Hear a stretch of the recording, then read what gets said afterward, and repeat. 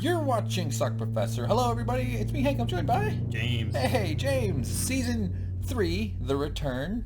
Although Yes. it's kind of season 1. It's like It's a little it's awkward. not a reboot. It's a continuation. Continuation. So season 3 is the correct season. Anyway, I don't want people to get confused. But episode 2, part 2. Yep. Amazon / Well, Showtime. technically episode 1, part 2.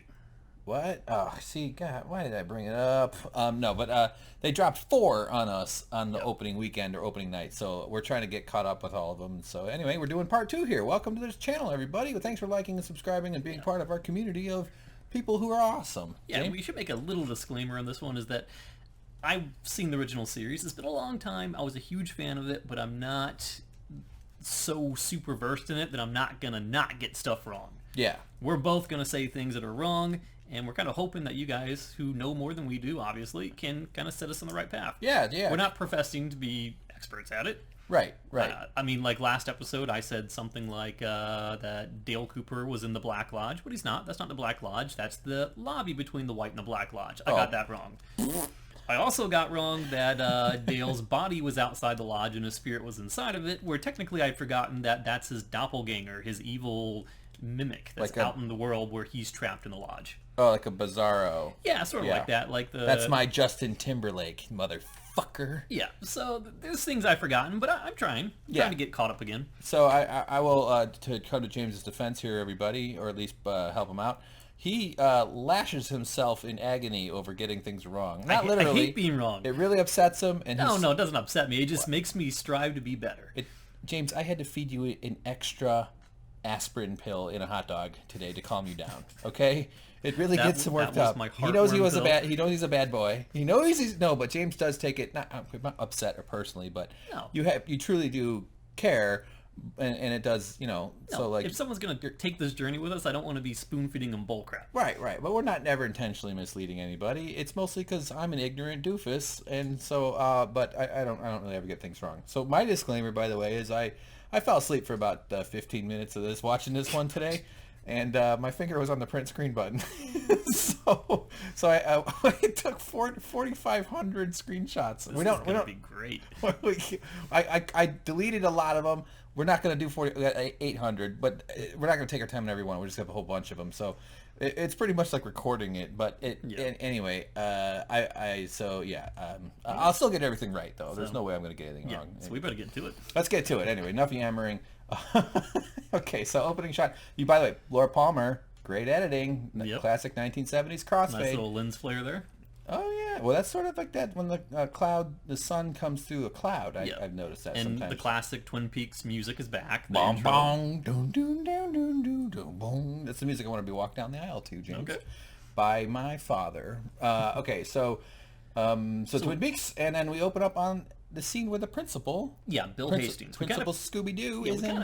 We pick up where we kind of left off. It's Bill Hastings. He's in jail. We know that he was put in jail in the last episode, the last part of episode 1, because his fingerprints were all over the apartment of Ruth Davenport, who was a local librarian who was found brutally murdered in her apartment. Yeah, so during the interrogation, he wasn't able to conceal that he had a secret. Yeah. And, he does seem like the primary suspect here. But obviously there's more going on than just straightforward, he's just a maniac killer, I think. Yeah, so he's visibly distraught, but he does ask to see his wife, Phyllis. Yes, Phyllis. And the sheriff is able to accommodate him and brings her in. And he confides in her, saying that he says that he wasn't there, but he had a dream that night that he was in her apartment. Which would lend some credence to the theory that he was being acted upon as in possessed or during the dream state, like similar to what happened in the original series with Leland and Bob, but not a sleepwalk, because or at least like a sleepwalk controlled by someone else. Yes, an avatar a possession situation. by some sort of malevolent spirit. That's the assumption here. But he's expecting to get sympathy from her, but she lashes out at him, saying, "You say it out loud, James. You flippin' betard." You can't say bastard. No, I can say that. I can. Do you like to go bass fishing? No. Do you like to go bass fishing with? Wait. Hey, you can't say that. Yeah, no.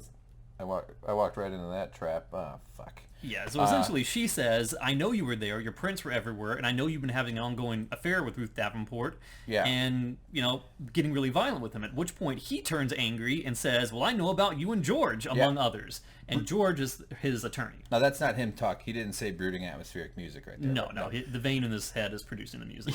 Yeah, boom, boom, boom, boom.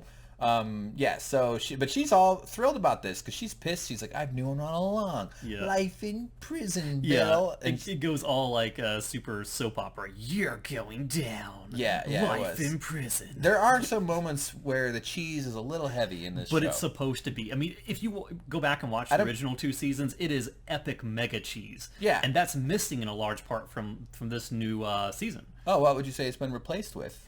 I'd say visceral darkness. Okay, really? Yeah. So the earlier seasons had a lighter quality to them, or Yeah, it less of the gore. Yeah, it was almost like cheese to an absurd quantity, but it was part of the charm of the show. Well, the cheese works with the awkwardness and the deliberate weirdness. Everything is a little bit askew and obtuse, and it just nothing quite makes sense. But so it's a stylistic choice, not a fallback because of lack of talent. No. Put it that way. So the cheese is, I like that. It's like their weaponized cheese, yes, which is also known as mac and cheese. I could go for some of that. Yeah. Right so now. before we go, there's George. He starts muttering in the cell, "Oh my god, oh my god, oh my god," because he's actually coming to the realization that this horrific events that he had in his mind that he believed to be a dream might not have actually been a dream. Yeah. So he knows what happened, and the fact that he now says, "Oh crap, this is real," he knows he's screwed. And as the fortune cookie says, one day you're a principal, the next day you're a fucking convict whose wife is banging your lawyer. Yeah. All right, so there you go. There's George. She goes, oh, don't. I'll see you later at my place. So she's looking like she's ready to go have a little nookie time. Well, what she says is that he knows, don't walk me out, I'll see you later at my place. So she warns him right ahead, before you go in and talk to your client, my husband, just be aware that he knows that we have a thing going. Yeah. So it's pretty shook up. So they're all a little worked up about this whole thing. So, oh yeah, okay. So then there he is on the left there, and the camera, dolly, what do they call it, slides over, whatever. It's a dolly shot. Dolly shots over. I've had to set up many dolly tracks. It's very hard. You got to balance it and all that crap. Yeah, well, you should have played with trains when you were a kid, okay? Yep. Something went wrong. And anyway, we got to this guy.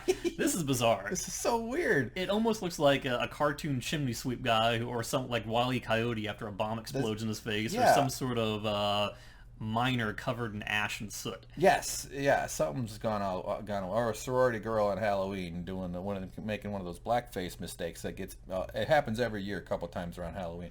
Social media, James. And then boom, what happens is his body disappears, but his head doesn't. And he's almost like opening and closing his mouth and like fluttering away. Yeah, his mouth starts moving, and it's almost like that's propelling his head upwards. It's absolutely bizarre. Like a spirited away creature or something. I have like no that. explanation for that. No explanation. All right, well, what do the boys on Reddit say?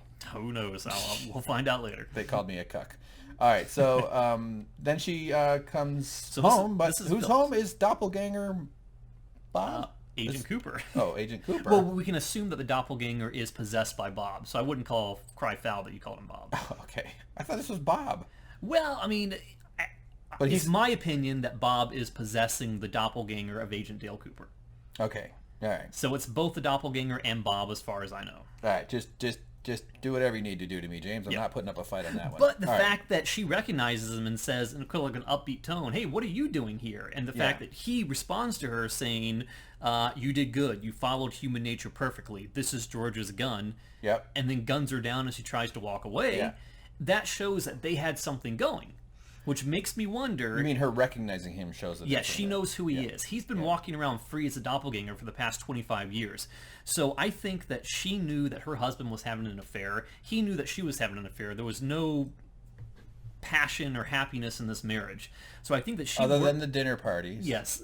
So it seems like she may have worked with him to either plant his prints at the scene or to orchestrate something where Bob could enter the husband with her help to carry out this nefarious double murder. Oh wow, you're really going deep on that. So you don't think he's just a kook who's just killing a woman? He's covering up. He's covering up his tracks all throughout this whole episode. So she was involved somehow in this murder. She did something to set up her husband or make him responsible in some way at the whim of Bob/Dark Cooper. What's your confidence level on that? 100%? There's definitely, I mean, he wouldn't kill her for nothing, and she wouldn't know who he was, and he wouldn't know who she was if there wasn't something to it. Are there any other possible motives for why he might kill her that have nothing to do with the death of Ruth Davenport? There's always possibilities. Or she's known Ruth Bader Davenport? Yes. This is the one direct line I can connect. It can always be a curveball. There could always be more, but this seems to be the Is the motive at the Is the inside of your head just filled with like bulletin boards and red twine? Yes. And markers and post-it notes and stuff, and the occasional like sauce packet. Mm-hmm. That's my head. All right. So by the way, did he hit her? Is that the eye? So like it looks like it went through the head. Right through the head there. Oh, so when I saw this, I thought maybe it was the whole eye there. I just didn't see it that closely. And because that one victim was with the head and the man of the body and the head of the woman. Yeah. Remember, she had that right through the eye too. And then we didn't see the back of her head, so we don't know if the entry wound was the back and the exit wound was the... I don't think there's enough evidence to conclude that this is the same killing style there. Maybe he's just a really good shot. Could be, yeah. That's why you go to the gun store, the range. And so, speaking of ranges, Las Vegas. James, you ever been to Las Vegas? I have not. Nightmare, never go. It's like if Bozo T. Clown did crack for 1,000 years and became the king of hell. I have no idea what that means, but it's weird. I've been there once for work, and it sucked. It was awful. Anyway, so there's this guy. He's in the first series, right, or the first 2 seasons. I don't recognize him off the bat. Isn't he the dude who the woman comes around the dumpster and scares him? That's the young guy. That was Mulholland Falls, Mulholland Drive. Oh, James showed me a clip from Mulholland Drive yesterday. Wrong thing. It's David Lynch. It's all the same stuff. Yeah, he uses the same actors a lot. Isn't this Jar Jar Binks? Yeah, sure. James showed me a clip from Jar. Jar Jar Binks. I just tell Jar Jar Binks' talk show. It's on after Ellen. It's called Jar Jar. He mostly just does cannery. This is kind of a weird exchange. I don't know what's going on here, but we know that there's a lower-ranking guy named Roger who's holding 2 stacks of bills in front of a guy named Duncan Todd. Mm-hmm. And Duncan tells Roger, tell her she has the job. Hands him the money and says, Roger says, can I ask you a question? Why do you let him make you do these things? Yeah. And Duncan Todd tells him, Roger, you better hope you never get involved with someone like him. Never have someone like him in your life. Yes. So this raises a whole bunch of questions. Who are we talking about? Yeah, who is him? Who is she? What's the job? And what's the money for? I don't know. Those 4 questions. We could just end the video and do that for every single episode of this show. Who is him? Who is she? What's it all about? Why? Yeah, this is a setup that it has to explain itself at some point in time. At this point, I have absolutely no clue. No clue. It'll come back at some point, or maybe it won't. Do they sometimes just do something like this and then there's just nothing? It could be. Oh, you know. God. Yeah. Gee, come on. What is this? My brain. All right. So then train horns are blaring, and we got a. So I was thinking maybe there'd be like words on the. Yeah, trains. I was trying to catch that too, thinking there'd be something to it. I didn't really hit that. I hadn't fallen asleep yet, so we don't have full coverage, But I've had a long day. I've been up a lot. I've been editing and doing shit all day long. Anyway, so this guy keeps eating spaghetti. That's Jack. Yep. That's Jack on the right. Mm-hmm. And that's Ray next to him, and then Daria next to Dark Cooper, if you want to call him that, or Darth Cooper. Darth Cooper. Darth Cooper's good. Doppelganger Cooper. Yeah. Anyway. Yeah. So that's the whole nefarious gang together. Yeah. And they're just talking. And he goes something about get you what you need. And he goes, no, want. Want. He goes in this whole thing about how he really puts him in his place. Yeah, before that though, Ray says that Barney said something about Coop being worried about something that's going to happen tomorrow or very soon, and that comes back in a big way later. Okay, all right. So it's okay. So and then he says, I'll follow up with my contact to get the information that you need. In which case he says, no, I don't. You have to get something straight. I don't need anything. I only want. Right. Right, and so he's the boss, though. That's mostly what I got out of this scene was that something's going on. Yeah, and he drops some weird hints. He says it's kind of. Well, Ray says it's kind. No, actually, I think it's Dark Cooper says it's kind of funny that she'll only give it to you when he's talking to Ray. So the information that he needs is from a woman that only apparently will confide in Ray, and he says that she's Hastings' secretary. She knows what he knows. Who's Hastings? Well, that's what Ray says. Hastings, I'm assuming, is Bill Hastings' secretary, the principal who's currently in prison. Oh, Hastings is the principal. Okay. Yeah. So there's some... Okay. So there's a connection there. There's a connection there. Which would also make sense as to why he visited Phyllis, being the wife of Bill, trying to cover up something. Do you think he's the one that killed Ruth, this guy? Darth Cooper? I think it's most likely. Okay. But he's obviously the main villain. As of right now, yeah. Well, he's going to change eventually, maybe? He'll turn into a good guy? No, I seriously doubt that. Okay, all right. Well, I didn't know if the show does that. Like, all of a sudden, he's like a good guy. Like that stupid show Under the Dome. Come on. Oh, my God. That was the worst show in the world. Grow up. Yeah. Stupid, horrible show. Even though the guy's Big name... Jim sucks. Even though it was Bald Hank from Breaking Bad stars in it. Okay, so now we got some flashlights on a tree, which is one of David Lynch's signature moves, right? He likes the solo spotlight thing. and we don't really know what's going on there. But then the phone rings, and we got two folks talking. It's Log Lady. It's Margaret the Log Lady. The Log Lady. And a sad aside to this is that we found out that this scene was shot in 2015. All of her scenes were shot then because she died shortly thereafter. And you can tell that she looks really frail and sickly in here. Yeah. So it's kind of sad to know that this was probably filmed out of sequence. That they probably got her, side of it, then they filmed Hawk's side of it later on. Oh, you think that's the case? So they're not reacting. Yeah. I mean, obviously they're not reacting directly to each other because that's not how phone calls work in shows. But yeah, usually not. Yeah. So this might not be a stunt oxygen thing. You're saying like she was probably ill when she filmed this. You think? Sadly, I think. Do you know what she died of? I don't. No. Maybe the log fell on her or something. Too soon. Come on, too soon. Too soon. More like something about logs. Yes, all right. she logged out. Not fair. Yeah. See, that was perfect. Why didn't I? Ah, man. God damn it, James. Quit being better than me. All right, so they're talking. And it's sad. Yeah. She seems like a nice lady. Yeah. Also, she doesn't touch the phone to her head. She must be one of those germaphobes. But we do know in the previous episode that she got a message from the log that she relayed to Hawk saying that he needed to go find something that was related to Agent Dale Cooper and it related to his heritage. Yeah. So he knows a little something about the lodge. Yeah. And he found something, I think it was an owl cave. It was like an etching on the wall in the prior 2 seasons that led him to the location or clues to the location of an apex where the entrance to this lodge supposedly would be. I like this guy's reasoning, like, oh, the log lady was right. I'm never going to not trust the log. Hey, once again, you're logging out here. You never ignore the log line. This is what my toilet says to me once a day. All right, so... And the one thing I can mention is that this entry to the Black Lodge, the White Lodge, to the waiting room, is in a place called Glastonbury Grove, which is within the Ghostwood Forest, and it's in a pool of a substance that smells like scorched engine oil surrounded by 12 sycamore trees. I had to look that one up because I couldn't remember. Well, I can imagine what it would smell like if it only had 11 sycamore trees, but 12 is just ridiculous. All right, so she does her thing, and she says, "All right, Hawk, I'll see you later." Okay, I will, Margaret. So they seem like they're nice buddies. Yeah, she says, "Where are you walking tonight?" He says, "There's something supposed to be happening tonight out here." And she gives one of her weird, cryptic, bizarro things. She goes, "The stars turn and time presents itself. Right here. Hawk, watch carefully." Yes, what do you think she's referring to? The stars turning. That could be the Earth's rotation, maybe, around the northern star. Or you see those time-lapse videos of the sky. Maybe something there, and then maybe she's just trying to say that events are repeating themselves. Everything is going to happen again. Or you could read this as an opportunity. Opportunity presents itself. Or maybe she's talking about the opening of the lodge. Could be. Time presents itself, because that's where he is. Oh, that could be it, too. Yeah, all right, well, we'll see. Maybe she's going to open a watch store. Yeah, and she even invites him over for coffee and pie later on. He says it'll have to wait until after I'm done here. Yeah, because he's on his way to do something. And there's that weird pool that smells like motor oil. This is kind of the entry point. The sycamores, the young sycamores. I'm so glad I have a screenshot of this because I had no idea why the fuck you brought that up. But that's exactly because it was in this thing. Okay.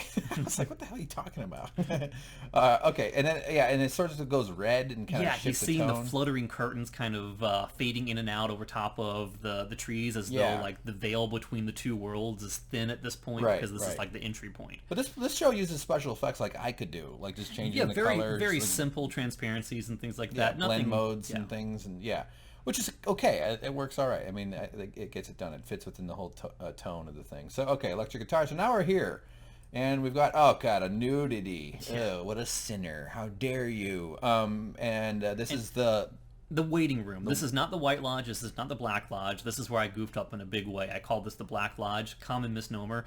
If you look at the pattern on the floor, it kind of shows white. It kind of looks reddish in the screenshot, but I think it's supposed to be black and white, oscillating, repeating pattern, kind of showing this as an in-between, intermediary between the two lodges. Okay. It's neither in one nor the other, nor in both. Pretty much. It's like a purgatory type place. Yeah. Kind of like my bathroom. I don't know. I couldn't think. Okay, this guy. Are you familiar with who this guy is? No. Interesting backstory to this guy. In the first 2 seasons, from what I recall, this guy is named Mike. He was a spirit from the lodge that inhabited a traveling shoe salesman. And of course. Yes, and he committed a bunch of rapes and murders along with Bob. They were kind of 2 peas in a pod. Oh, okay. Until eventually he had some sort of religious awakening, and he decided to oppose Bob and become Bob's adversary and stop him. And he had a tattoo on his arm that said, "Fire, walk with me," and it was sort of like the mark of the devil, the mark of the dark ones. And he cut off his own arm to rid himself of that curse. Oh, yeah, there's no arm there. Yeah, he's the one-armed man. Wow, great special effects. He's just got his jacket on. He's got his arm behind his back. And I think and we found out from watching I'm going to watch the whole thing, but we watched a brief recap of Fire Walk with Me, which is the movie that came on after the 2 seasons, where he was trying to protect Laura Palmer from being possessed by Bob, and he was sort of like the knight in shining armor, the true foe of Bob. Okay. Oh, okay. Who was trying to stop even though they were 2 peas in a pod. Yeah, they were cohorts until he had his awakening, and then he became the good spirit fighting the bad spirit. Okay, but I'd also just like to give you props for referring to rapists and murderers who are buddies as 2 peas in a pod. That sounds like 2... Well, no, I know, 2 but very that's how evil parents... peas in a very evil pod. I'm not judging you. I'm saying it's cute. I like it. But it's how parents describe like 2 kids that like buddy up and are just like hanging out in a tree fort. Like, oh, look at Billy and Jessica. They're 2 peas in a pod. Up there, raping and murdering. Okay, 2 jerks in a jerk pod. 2 jerks in a jerk pod. 2, okay. 2 Anakins in a pod racer. Yes. All right. So he gives him his little talk. I try to get screenshots for these future. Yeah, he basically says, "Is it future or is it past?" And do they repeat themselves sometimes? Like, David half Lynch, the time I think I'm seeing the same thing over. No, they do. He likes to play around with time warping. Fucking shit. Like, Yeah, that's we need more. As if it's not confusing enough. Yeah. So someone here, and then he just disappears. Yeah, he literally vanishes. Bloop, bloop. Yep, that just goes away. But look at this woman. She's well, I already talked about her. All right. So, okay. So if I was a statue, I wouldn't cover it up. I'd be like, look at my statue, bitch. Touch it. Touch it, motherfucker. Rub it for good luck. Abraham Lincoln's tomb. There's one of his bust of his big bronze head of his, and you can reach his nose. So his nose has been polished because everybody goes up and rubs his nose. Really? So his nose is like a nice, shiny, really nice polish.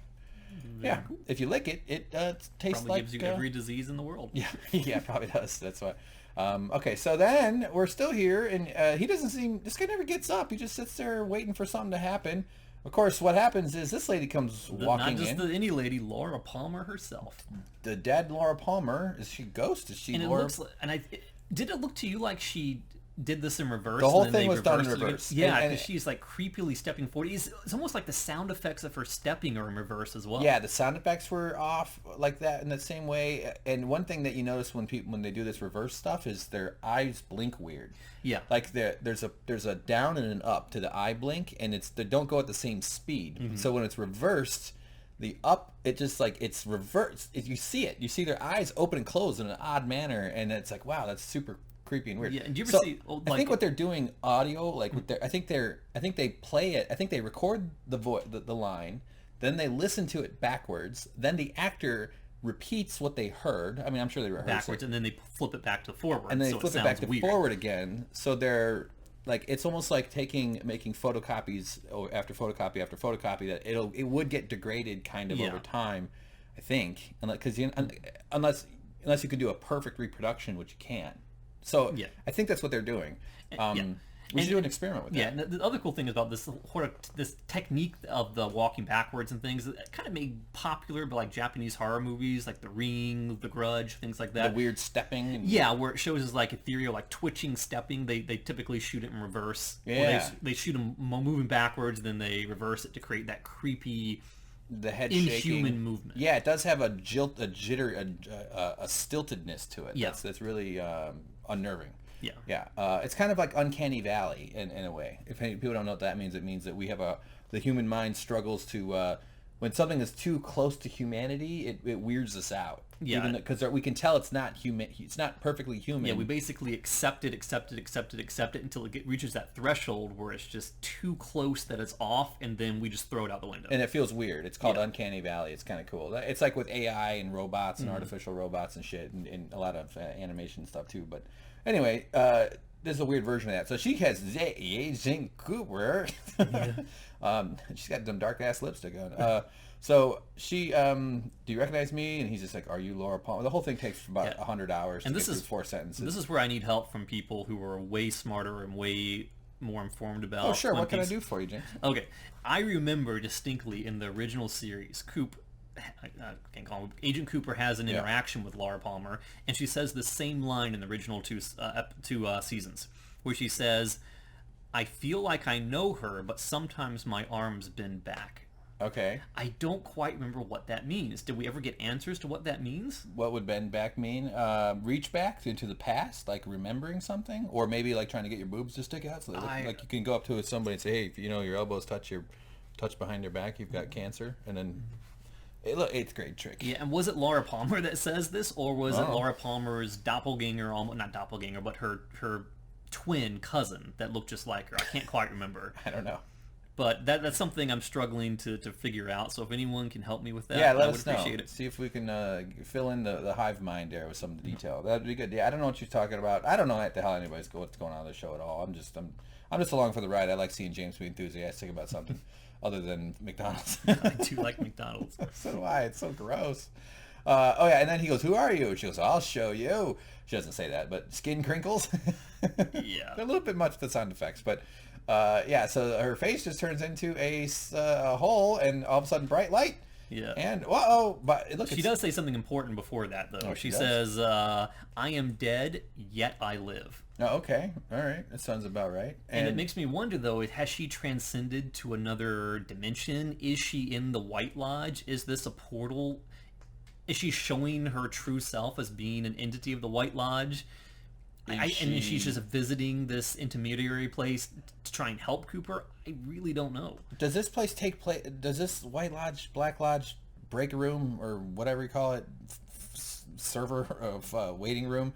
Does it all take place in like a Christian dynamic of like heaven and hell, or is it like a whole separate? I would say it's a whole separate. It's thing. not grounded in that sort of thinking. It's more just like spirits, but different. If there's any sort of religious iconography, it's gone way over my head. I don't really make that connection. I mean, I know I'm trying to make sense of it, and it's a fool's I don't think errand. Lynch would make it that easy on us. Yeah, there is no God, only cameras, or I don't know why I said I'm out of it today. No, it's interesting you mentioned camera, because like that portal in the glass box was kind of like an aperture. It was like a camera that was looking out onto New York, but at the same time looking back in at the guy sitting inside. So, maybe this is all just a metaphor for creativity. Yeah, and like the new age of people who are so sitting back and zombied out and droned out, staring at a TV screen or a computer screen, like a reverse, waiting for something to happen. Instead of staring at the output of a camera, you're staring at the creation of what goes into the camera, which is somebody's impulse to capture some sort of image or some light. Maybe I don't know. It's all fucked up, man. So yeah, she puts her mask back on. What if like a bunch of M&Ms came spilling out of that, or like a bunch of tennis balls, a bunch of dog treats or dog skulls? Okay, so Twin Peaks DVDs. Yeah. I never sold these. She's got merch, just t-shirts that says, check out these Twin Peaks right here. Okay, so there he goes, and he doesn't seem to react to that. This guy's seen a lot of shit in his day. He doesn't seem to worry. And so she kind of makes a creepy walk over to him. Yep. He says, "When can I go?" She leans over, kisses him, whispers something in his ear, which we don't know. I mean, it has subtitles on, and indistinct. I didn't know. Yeah, didn't have any idea. By the way, I was watching this scene for him because I picked up on the eye blinking, and his eyes blinked all kooky a little bit too. So he's doing backwards acting or reverse. I thought it would be really cool if they didn't do that. If like he was sort of normal speed and she was his voice comes through clearly though. Yeah, he doesn't have the voice effect. So because he's not an inherent creature of the lodge. If he's not I don't know if it's life, if he's dead or alive. At what point do you become that kind of backwards talking person? I don't know. He's not a member yet. He's just a guest. Yeah, for sure. Okay, so she kisses him and she whispers into his ear. We don't know what that. But he's like, oh, okay. Maybe she's telling him what she wants to do to him later. I don't know. Later on, I'm going to remove my vagina, and you're going to have put it in my glowing hole. Sorry, but he definitely reacts to whatever she says. Yeah. He's like, oh boy. And this part freaked me out. What is happening? They both look up as though there's something up there. Yeah. Cooper sees it.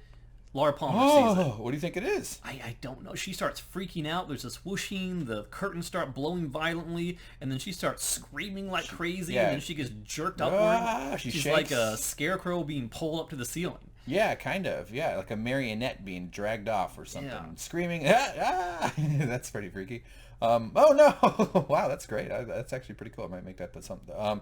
So off she goes. And, of course, he doesn't get up. Doesn't even try to help. Didn't try to help her. Grab on. You're supposed to hold the door for people. Come on. Not even, especially when they're being torn into the heavens.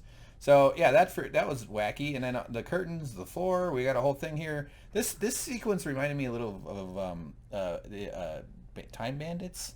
Oh yeah. Only because of they end up in these crazy environments with no ending. There's no walls. And the horse is clearly like an old school effect, a projection. Yeah, kinda. Yeah, it doesn't. And I'm pretty sure that horse was in the original 2 seasons in the lodge. Oh yeah. Yeah, I'm pretty sure I've seen that before. Why do people like the white horse? What's so special about white? It's easier to see in the dark than the black horse. The black horse. Okay, that's fair enough, I guess. All right. And then time warp. He's back again, sitting next to Mike. Yeah, Mike is asking the same question. Right. Is it future or is it past? Okay. Yeah. And this time, when he disappears, because remember the last time he disappeared as well. Did he just not notice the last time that he actually teleported to the edge of the curtains? Because that's what he does here. This is right about where I fell asleep, to be honest. Okay. So you're gonna be, riding. All right. So basically, Mike beckons for Dale Cooper to follow him. Yeah. Which he does. Yes. So he gets up. Off he walks. By the way, I just spent about 30 or 40 minutes deleting all these files. So did you really miss this part with the arm? Oh no, I did see this electricity cackling thing, crackling first, but then later on there's a big sequence. No, I did not miss this part. So he introduces him to this thing, this tree with the disgusting honeydew melon on top of it. He calls it the evolution of the arm. Yeah. Whether he's referring to his own missing arm or something, because an arm is also referred to as a branch. And it's a literal tree, but it's got a brain on top of it. But it's almost We're calling that a brain? Well, it's sort of like a brain. It's the part that speaks. I know your brain doesn't speak. Well, it had a mouth, too. It's sort of like in the location where a human head would be, and then you have the branches coming off to the side. But there's electricity going around. It's really bizarre. Fair enough. I would say it's definitely the head of whatever creature this is supposed to be. Yeah, it speaks, like you said. It's got a mouth, and it says, I am the arm, and I sound like this. And then it starts making these weird electrical mouthy sounds. Yeah.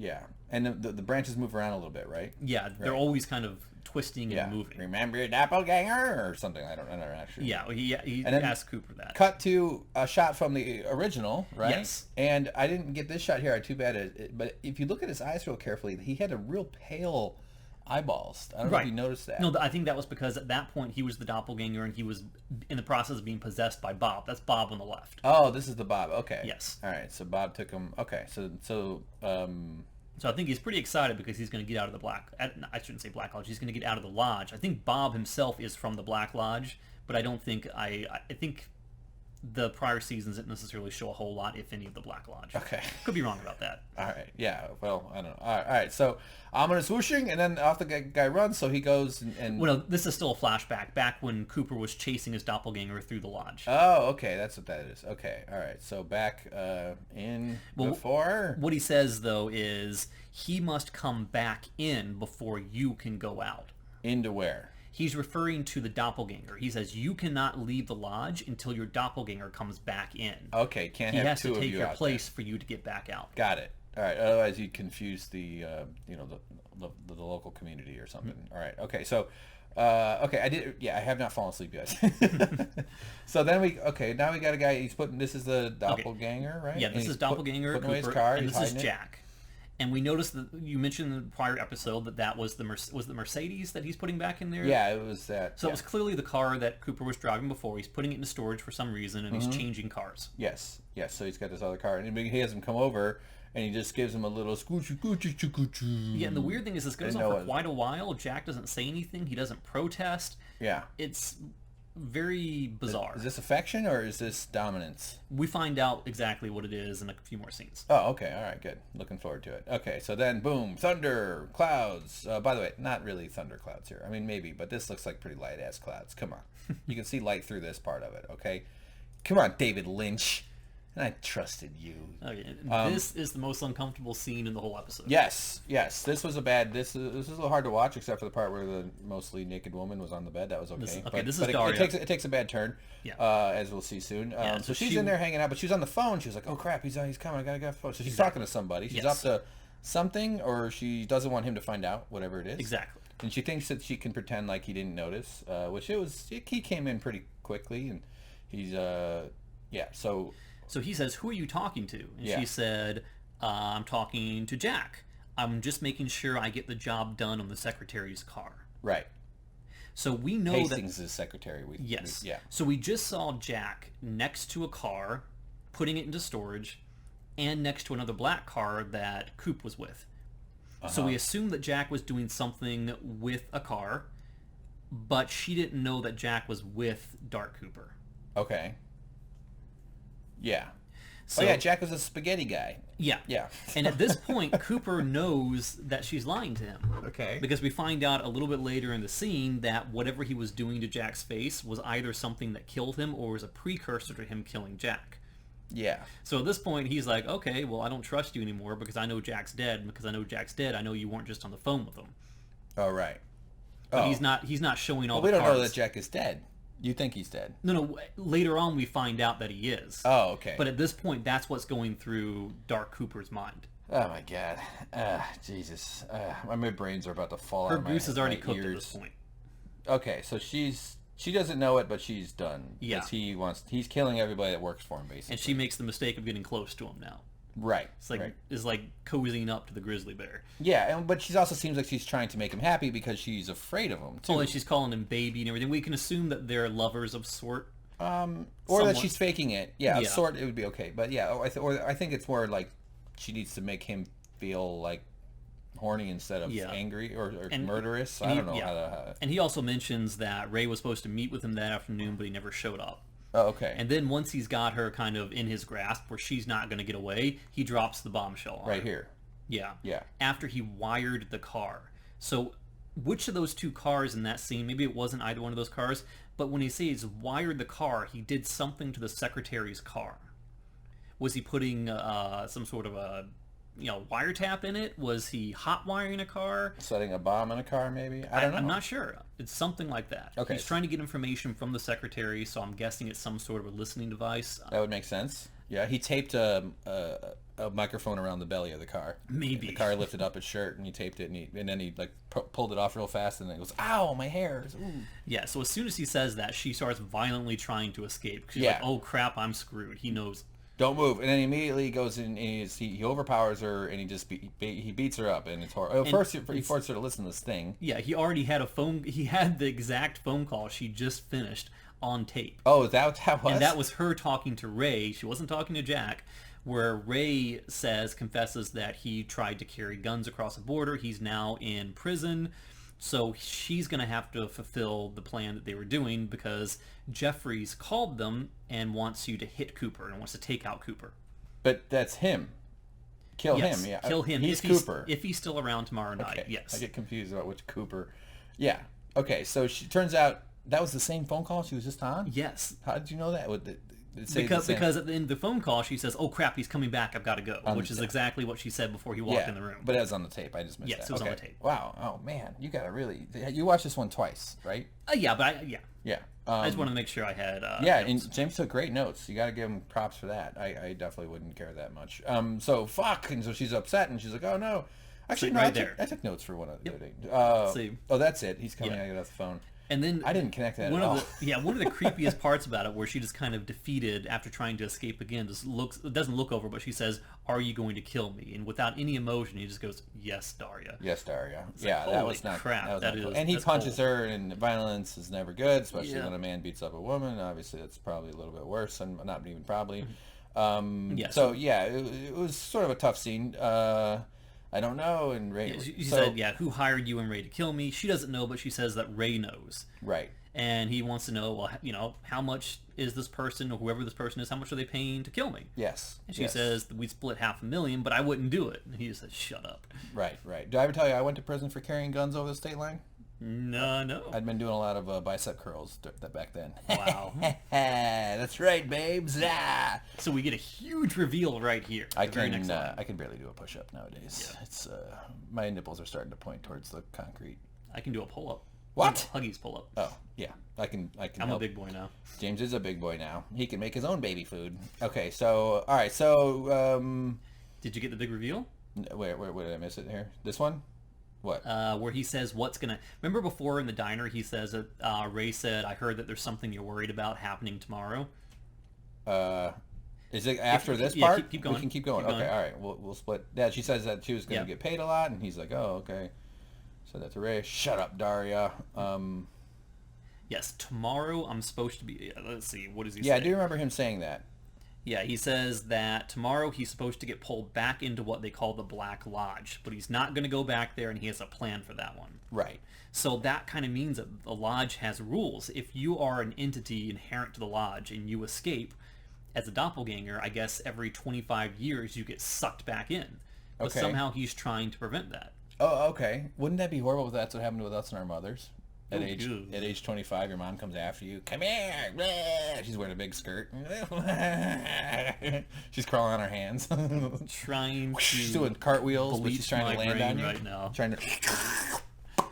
Thank you for No, that. Mom, no. How does this even work? And then, yeah, like 9 months later, you get to come back out, but you're just like shivering because you're like, oh, Mom, could you please not smoke when you're pregnant?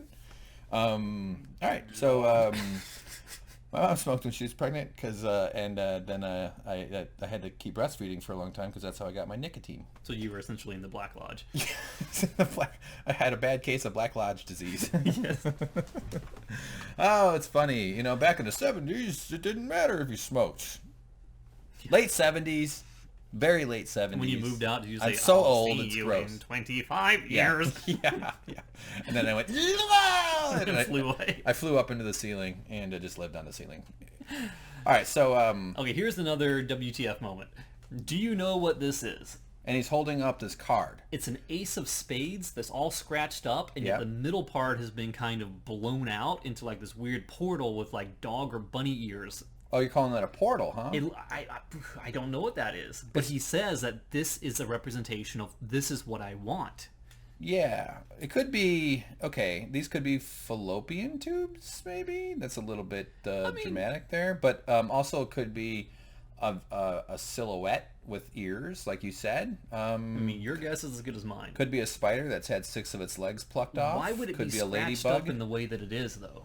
Yeah, that's weird. That seems really deliberate. Because it's not like they scratched off the spade part, because that would be under this thing, like if someone drew on there. Maybe it was like a licorice scratch and sniff. He just really liked it. Yeah, licorice scratch and sniff. That sounds horrible, especially black licorice. Come Yeah. on, black licorice, stop it. Stop it. It's gross. It's so gross. It's Just like tea. disgusting. Disgusting. Like what? Tea. Tea? How Tea is dare you? disgusting. Tea's delicious. Tea is what keeps me alive. I have 1 glass every morning. I quit drinking coffee because I was all fucked up with my anxiety. Yeah, that's, I don't know what.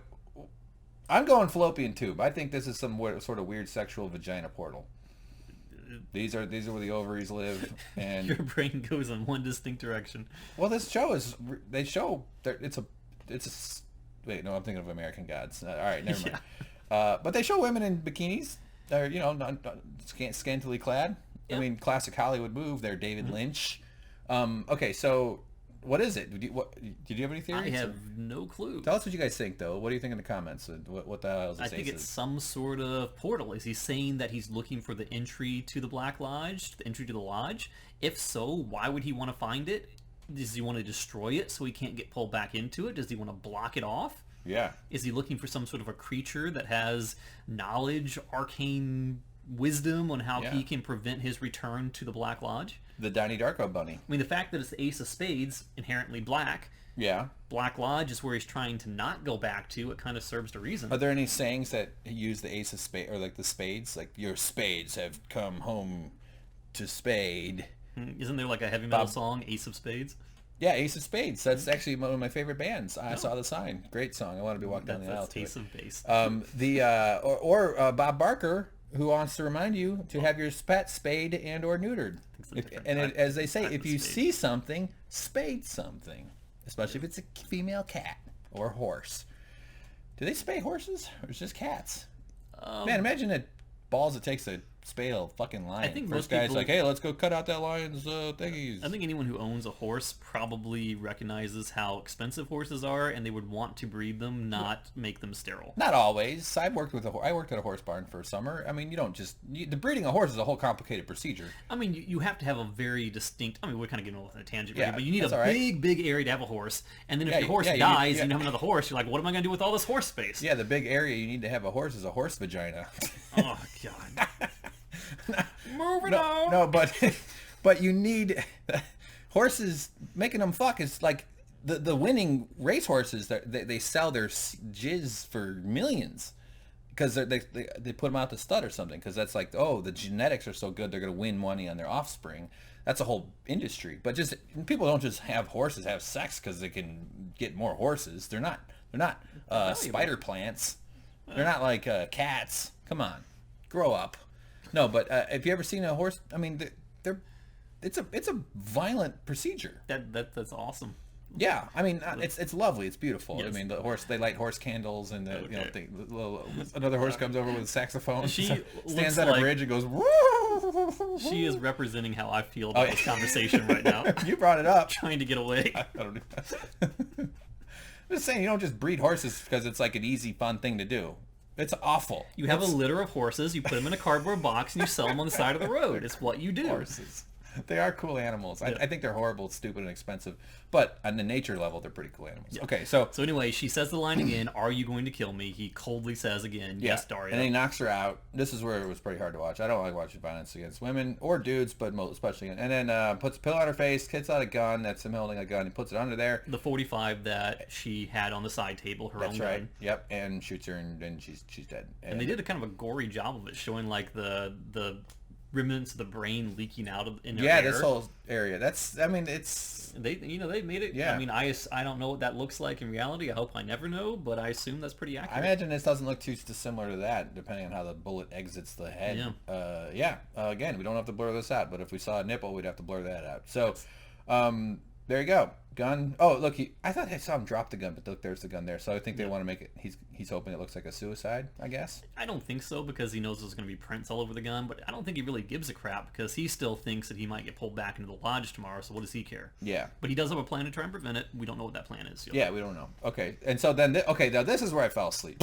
Okay. After the grisly murder. This is part is really bizarre. Because he gets out his thing here, Yeah, right? he pulls out what's essentially like a two-way radio. Yeah. And Cooper says Philip, as if saying, are you Philip? Right, that's right. And the voice comes back and says, "You're late. I missed you in New York, but I see you're still in Buckhorn." Which makes me wonder, is this Philip character the billionaire that owns that apartment where the portal is? It's a safe assumption. Because it's the only reference to New York we get outside of New York. Yeah. Is that scene, the cube. Yeah, and then this voice says to Dark Cooper, "You met with Major Garland Briggs." And Coop is kind of taken aback by that. He says, "How did you know that?" Right. And then he says, "This is Philip Jeffries, right? Jeffries, remember that name?" No. On the conversation between Ray and Daria, Ray says, "I got another call from Jeffries. We have to take Coop out." Jeffries is apparently the guy who hired them to kill him. He's kind of like some sort of orchestrating mastermind. So this isn't his case. This is her case. I'm guessing so. Like this case. I don't mean like file case. So this is her equipment. Actually, no. I don't really know. But something happens after this. He didn't bring it inside with him. But something happens after this that leads me to think that it's his. Oh, really? Okay. And, yeah, we're almost there, though. But why would Philip, if Jeffries is the guy that... I don't know. But then the voice that we assume is Philip says, "You're going back in tomorrow, and I will be with Bob again." Yeah. So whoever this guy is not only knows about the Black Lodge, he knows who or what Dark Cooper is, and he knows who Bob is. But does he know he's talking to Dark Cooper right now? I assume he does. Okay. Because he says, "You're going back in tomorrow." So he knows he's talking to him. Yeah. All right. Okay. And then at that point, Cooper says, "Who is this?" And he gets no answer. He gets some static. Yeah. Which is really creepy, because who is this Philip guy? How does he know so much? Is Philip himself a doppelganger who came out of the Dark Lodge at some point? Does he hold the secret that he's looking for that tells him, how not to go back? How to not go back? Good questions. I don't know. Okay, we good to move on? I mean, just push forward a little more, where he starts typing and looking up stuff? Or is there more to that?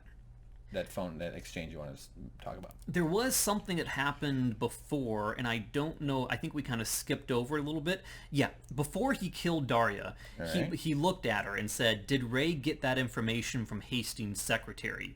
Did he ever mention coordinates to you?"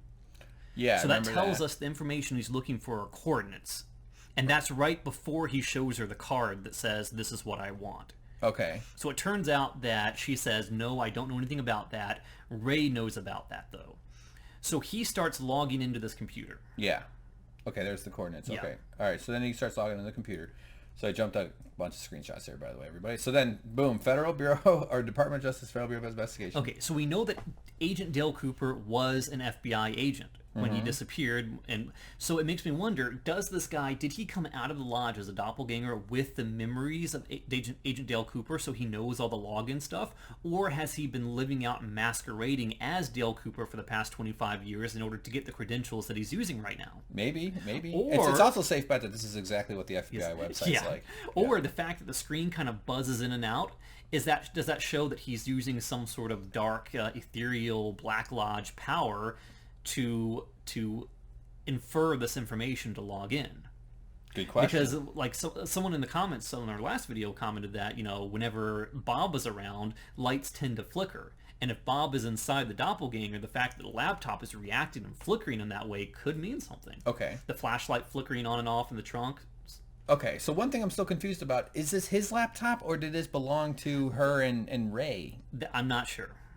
I didn't see him bring it inside. I mean, maybe...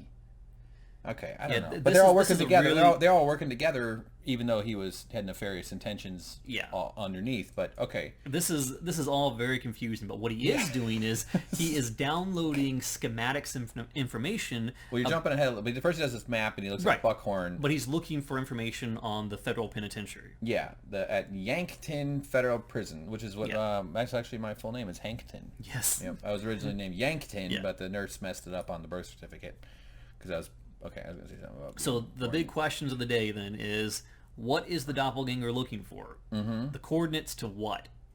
And why would Bill Hastings' secretary have this information? And what was that on that card? Which card? Oh, the card, the vagina portal. So, but this is obviously he's looking for Ray. Yeah, he knows Ray has information that he needs, so he's essentially getting information to locate and track down Ray. Can we get any clues out of these letters here at all? MKEOQ. I mean, that's all pretty. Maybe backwards is CUOUAC. I don't know. Nothing really. I can't. Oh, look, it's Niglo. I gotta be careful saying that login backwards, huh? Okay, so download Yankton Federal Prison. All right. Clicks. So what is he? Okay. He's putting his phone on like that radio device, which I assume he's downloading onto the phone somehow like that. What year is this supposed to take place in? It's not trying to be realistic, I know. Okay, but it's just David Lynch's kooky notion of what... Yeah. It's just like what some guy, like some kind of smart, creative person thought the internet would be like. So like in 1992, gee, what will the internet, what will the future be like? There'll be briefcases filled with computers. He's not going for realism. I don't expect him to get it perfect, but it's funny that he didn't like just do like updated phones. I mean, and that's not even the point, though. No, I know. It's all this oddball world of blinky lights, and so then he gets these schematics. It's almost like Contact in a way. Yeah. So he's looking at stuff, and he's copying all this. And that stuff? looks like electrical grids almost, like how to disable an alarm. It's like these are electrical gates. wiring diagrams. I'm pretty sure, or at least I recognize that a little bit. Not that I've done electrical stuff. But okay, so. Yeah, so I don't really know what the hell's up with all that stuff. I think that's just the schematics of the prison. Yeah, we know that he's planning on getting to Ray. Yeah. And he needs this to do that. Yep, blanket, make up above. I said a bone. Blanket store below. Okay, I don't know. All right, so maybe there's clues in here. Maybe not. Hard to know. Surge tank. I love a surge tank. I love to bathe in my favorite soft drink. So, okay, there they go. Second floor, Olympic City office, Mancom, Rancom, Trans cow. I can't. All right, so Mancom. That's a little redundant, huh, James? All right, so where are we at? Okay, so he goes. Then he goes over. Now this is the same motel. Yeah, same motel, just right next door. Is she the lady? She owns this place, no? Or oh no, this is not. No, she's a whole different character. Yeah, I'm not quite sure if we saw her in the previous episode. I'm not really quite sure who she is, right. and I could be completely missing something obvious here, but I know her name is Chantel Hutchins, that she works for him. She refers to him as boss. Yep. And he basically tells her, I need you to go next door and clean up everything. Yeah. And she understands what that means. She knows that Daria is now dead. Yeah. And she's acts relieved, happy. She says, oh, good, I was jealous of her anyway. And she's been living the high life here. Look at her. She's got some Cheez-Its. She's got some fire hot Cheeto things. This looks like champagne. Just really having a great time. Yeah. This is what luxurious travel is all about. Yeah, but he does say something to her too. He says, "Then go get your husband. I need you in a certain area." Hutch. Yes, I need you and Hutch in a certain area in a few days. Yeah, right there. I'll get word to you. Right. And she says, "Okay, boss." So this basically brings up more questions. Is he going to try and get these coordinates he's looking for? Do the coordinates relate to the entryway to the lodge? Is he trying to find it to shut it down? Is he going to relay the coordinates to them to get them sucked into it to act as a sacrifice to prevent him from being sucked into it? Or is he going to send them to the prison to act as a proxy to get Ray out? Man, James, you're a lot smarter than I am. I have no fucking... I don't know. I assume that she and Hutch are in danger, though, because he's obviously killing off anybody who works for him. Yeah, he's cleaning up. Yeah, which is no good. But she seems to be not really concerned about that kind of stuff. Maybe she's been a little drunken or something. Yeah. She's sort of captured by his charm and his wit. He's obviously the kind of guy that women just find irresistible. Women love men with dark, weird hair that look like they should be on the set of Dances with Wolves. So he comes over, and she comes over, she waves him over, and I was asleep during this part, but I can infer from the next screenshot that he was giving the old... She just got out of the shower. He was giving the old Dr. Pepper a checkup. Yes. Right? Dr. Pepper. Well, that's not right. Mr. Pibb. That's Mr. Pibb. Old man in the canoe. Mr. Pibb in the canoe. Just saying a little, and then gives her a nice compliment. Women love compliments. If I ever start dating again, James, this is one of the compliments I'm going to use. Yeah. It's did you see Guardians of the Galaxy? You're nice and wet. Yeah. Okay. M&Ms. Yeah, M&Ms. She's probably got some on the floor somewhere in this room. Sure. No, that's fine. All right. You know what? Okay. I can talk about. I miss the old things. coop. Yeah, the old coop is this new coop is a real bad boy. I like the coffee and cherry pie coop. Where is he gone? Yes, not the M&Ms and wet poop. Yes. Or wet coop. I said wet poop. Okay, so all right, cut to old coop, right? Okay, yeah. So he is back in the room with the evolution of the arm, and it's giving cryptic clues again. It says 2, 3, 5. 2, 5, 3. 2, 5, 3. I read my words backwards. It's all right. The lodge is taking over my brain. You're a dyslexic. You're a dyslexic ganger. No, I'm not. No, you're not at all. No. You're good. And it says time and time again. Mm-hmm. And then it starts still crackling with electricity and all that kind of stuff. And then it starts saying Bob, Bob. Yes. Bob. Yes. Go now, go now. Right. I just want to say it's nice that they saved money on special effects by filming the one-armed man from the side that he has an arm on. No, he actually has no arm. This actor has no arm? This actor has no arm. Is that true? Yes. There's in the original 2 seasons, he's shirtless in some scenes, Oh. and he clearly has no arm. Yeah, that's tough to fake. I mean, you can fake it with special effects. But okay, I mean, all right. if they do fake it, then I applaud them because it looked pretty darn real to me. Okay, and we can easily fair Google enough. that. But I'm just I would crapping put money on the it. production, but all right, that works. I'm down. All right, so Bob and go now. So he's saying get out of here, or Yeah, it's almost as though he's warning them that Bob is coming. So who is this cantaloupe head? What the hell is going on with this thing? That's the million-dollar question. Is this the same as Lurch or Laura Palmer? I mean, is it just like going to give clues because it can, or is it up to something? Does it have an agenda? I don't know. The fact that Mike is leading him to it, though, makes me think that it's a friendly thing because Mike is a good spirit despite his sordid past. Yeah. So he wouldn't necessarily have Coop interact with it if it wasn't something benevolent. Man, my head hurts. Okay, is it a SAG union actor, you think? Yes, he gets residuals and royalties and so forth. This is his big break. He's got a speaking part, so he's got to get credit. He's got to get top billing. Next movie, his agents in talks to put him in with Joey Lawrence, and was starring with a monkey. He's got a back-end deal and everything. Yeah. Him and Matthew Modine are going to go on adventures. He gets participation. I'm going to say Matt LeBlanc. He's the monkey guy. Participation points. Okay, so all right, he's growing out of the floor, and then the no-arm guy runs off. It just looks like he has an arm, but he's just like kind of tucking it into his jacket. Okay, maybe he has. I trust. I don't think you're... We can look up the... Yeah, it's not a lack of trust in you. I just think it just looks like a guy who's trying to hide his arm. That's I'll show you the picture afterwards. We can edit it in and let people decide. Yeah, I'm just not a lack of trust in you. I'm just saying the way it looks is just funny. It's like if I had a friend come over, we want to pretend like he had no arm, it would look just like that. Yeah. that's a fun Saturday night activity. All right, so off he goes, and he follows him up. Look at that expensive lighting going on in that. It's like David Lynch with a little spotlight. He loves those. Yeah, he loves those flashlights. Yeah, that's funny. He's just coming from above. I mean, he probably just like woke up at night. I like the idea of a tree with a brain. Yeah. In a way, it's kind of like all of us. Brain trees. He was eating ice cream. And you can analyze this kind of stuff as much as you want, but you're not going to get to what he's actually thinking. He doesn't know what he's thinking. No, he's a kook. It's just that simple. I mean, that's but it's interesting. I like trying. Yeah, it's interesting. I mean, and it's the mystery of it. That's what almost as like a filmmaker, it's a lesson to say like, okay, just throw in some weird random shit that doesn't necessarily distract from the story. You don't want to mess up the momentum, but put in a couple of weird random details just to keep people guessing. Yeah, it's like pickup artist stuff. It's like when I go out, I wear a leprechaun hat. It's called peacocking. Yeah.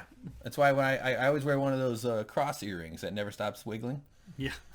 All right, so there he goes, and whooshing intensifies. So they off to go into the curtains. Another cheap set, just big red curtains. And he walks up. But he can't get through, and he hears these weird scratching sounds, so he has to turn back. But if you know anything about the lodge, it's a maze. Oh yeah. So I actually kept a bunch of screenshots here just to show how many I got. So it's like that's how frequent screenshots I got. I mean, do you have any desire to go back and watch it again if you slept through this? I do a little, yeah. This show's not capturing me as much as I was hoping it would. I'm intrigued by a lot of it. It's great for the shot by shots, and so because there's lots of weird stuff to talk about. And your enthusiasm, if you had the same attitude as me, I think we'd probably be pulling our hair out, or at least your hair out. But I'm into it though. Like I'm not into it, but I'm not into it. Like I'm giving it a try just because it has this pedigree. If this was like if I didn't know about the first 2 seasons that people went crazy for, I'd probably be like, what the fuck is this shit? Come on, get over yourself. It's nonsense. But I'm giving it a chance. I'm trying to be open-minded about it. But so that's my finger was just dead weight planted on the print screen button for about 20 minutes. He's even Coop is angry with you. Yeah. How dare you? You son of a bitch! How dare you fall asleep? I was leaning. If I lay back, I fall asleep. Just it's physics. So into the room, he's running around, doesn't know where to go. Same thing. Is this supposed to be a different weird hallway that you can't get out? It's like a labyrinth. It's like Zelda's Lost Forest. I mean, it was one of those kind of things where you go through one set of curtains and then you turn around and you go back through and you're in a completely different place. Yeah, I get it. Now this is a huge moment for anyone who's familiar with the series because that is Leland Palmer. Leland Palmer. I assume he's related to Laura Palmer. He is Laura Palmer's father who committed suicide after he found out that he was the one who had been raping his own daughter since she was 12 and murdered her in the beginning of the show. Jesus he was possessed by Bob the entire time, and he never knew it. Oh, he was possessed when he was doing it. Yeah. Okay. And out of grief of realizing that what he had done, although it wasn't his fault, he kills himself. Okay. All right. Well, that seems like that's a decent response to that kind of trauma. Is he freaked out about that past right now, or is he just freaked out about seeing Agent Cooper? He looks freaked out in general. Okay. And this actor I've seen, he's been in a bunch of stuff. Oh, he's been in a ton of stuff. He usually plays like a corporate douchebag. Because he looks like one. Find Laura. Find Laura. Laura. All right, so off they go. They're going to go looking for Laura. James, you and I, we're going to do a video of experimenting with the backward-forward stuff. Okay. Not right now, but that'll be a fun one. We'll animate that one. That'll be cool. All right, so off he goes. And then it's almost like he steps through this like weird electrical rift that he can see. Yeah. He's not going through a curtain. He's going through some sort of portal. So it's because he sees this and... there was a bunch of this like pink kind of crap going on there. Again, I just and it's like he's in a new part of the lodge, some sort of unknown nether realm between the nether realm in the lodge. But the one-armed guy's back. Yeah, and he's talking to now there it looks pretty good. The arm missing. That looks like a guy with no arm. All right. And he's saying something's wrong, and the arm says my doppelganger.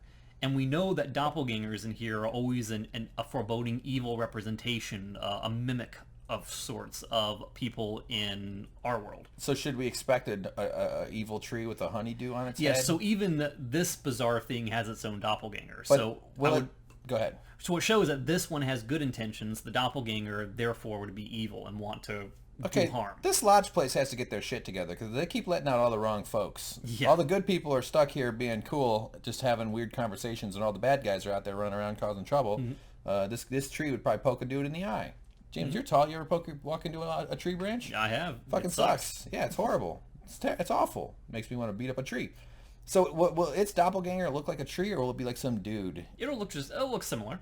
You sure? Because this is a weird ass show. I'm I pretty could sure. easily see this thing's doppelganger being just like some 4-year-old kid. We'll see. Running around punching dudes in the balls, or headbutting them, which is worse. You ever get headbutted in the balls by a kid? No. It's not fun. I read about it on Reddit. So here's an interesting thing, though, because when it mentioned the doppelganger before, it kind of zoomed. You'll see it in a couple shots right now. Like, go forward. It's zooming in on this weird statue. And what do you notice about this statue? She's got. Is this her skin peeling off or something? I don't know. She's got nice tits. It's missing an arm. Oh yeah, no arm. Well, and this is a famous statue though, isn't it? Isn't this The like Venus de Milo is missing both arms. And I mean, that looks like it's missing both arms if that's the bend of the elbow right Yeah, there. that's the forearm chopped off right there. I'm not sure if that's the Venus de Milo, but I know that because of the way they frame the shot, that the doppelganger of the tree thing is posing as this thing. So this is the doppelganger? Yes, but not in its true form. Oh, God. Okay, all right. I know how bizarre this sounds. James, you should start a religion. You need about 20% more confidence and you can start a religion. All right. 200% more. Yes. Okay.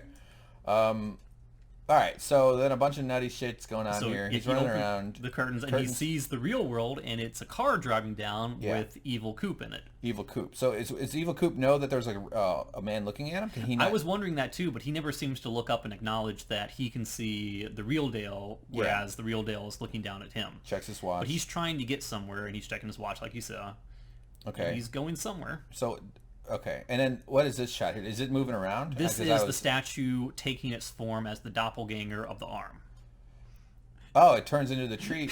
Yes. Okay, now it's like an angry pumpkin screaming. This is Jack from Nightmare on Elm Street. Pretty much. Nightmare on, what is it? Nightmare on Elm Street? Nightmare in Christmas Town. Christmas Town. Nightmare Before Christmas? Yeah, that's Yeah. it. Yeah. Oh, hello, I'm Jack. And then he runs around and dances and stuff. Claymation. Tim Burton.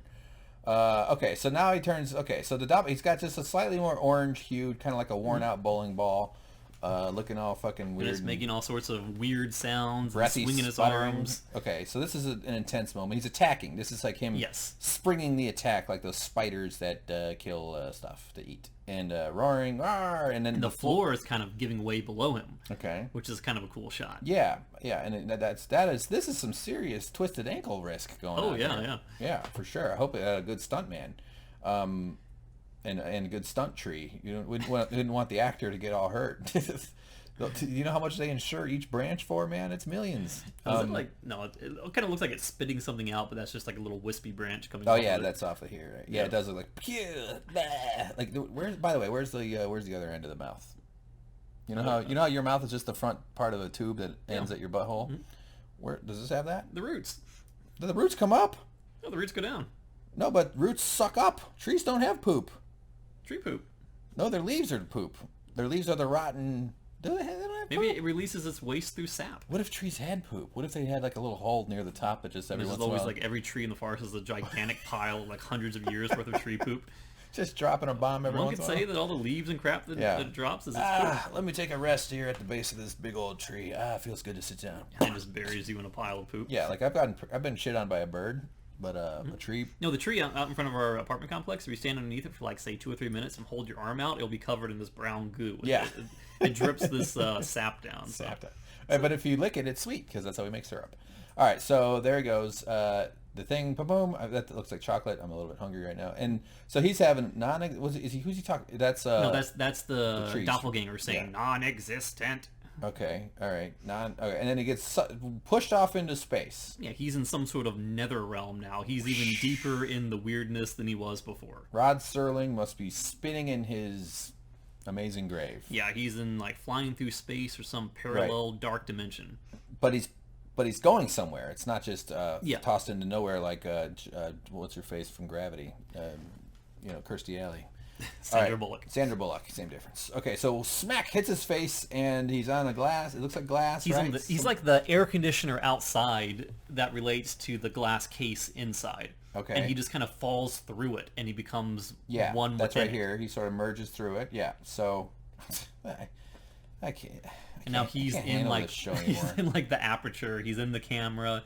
He's in the box. Oh yeah. So I kept a bunch of screenshots of this one because I knew this would be kind of a cool little stop motion film. Let's watch it as he comes forward. He's sort of floating in like a fish hamster coming through one of those hamster holes.